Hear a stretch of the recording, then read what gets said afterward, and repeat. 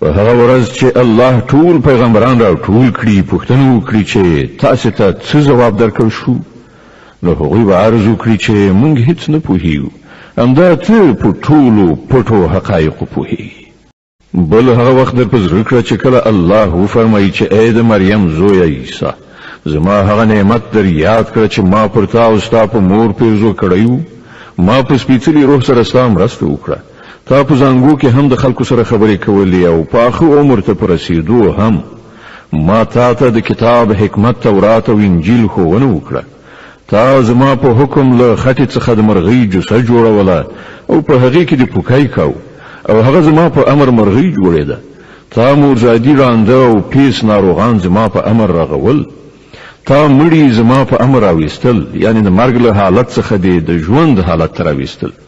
بیا چې کله ته بني اسرائیلو ته له څرګندو نښانو سره ورغلې او څوک چې له هغو څخه د حق منکرانو هغوی وویل چې دا نښانې له کوډګرۍ نه پرته نور څه نه دي نو همدا ما ته له هغو څخه وژغورلې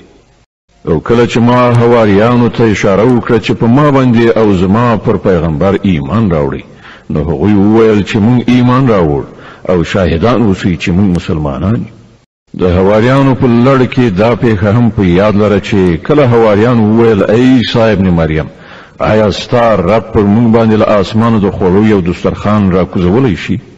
نو عیسی علیه السلام وویل له الله نه ویریږئ که مؤمنان یاست هغوی وویل مونږ صرف دومره غواړو چې له دې دسترخوان نه خواړه وخورو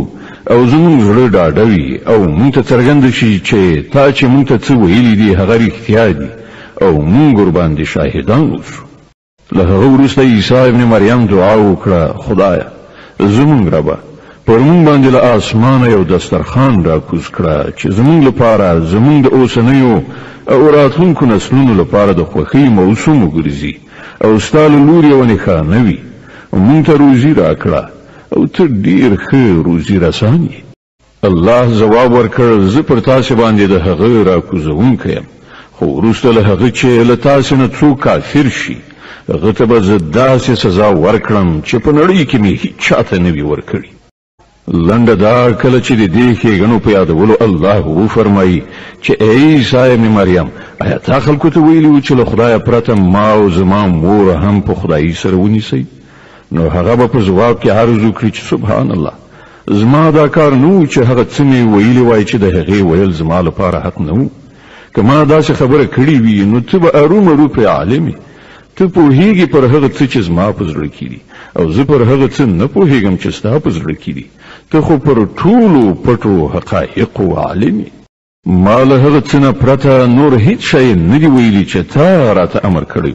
دا چې د الله بندگی وکړي چې هم زما رب دی او هم ستاسې رب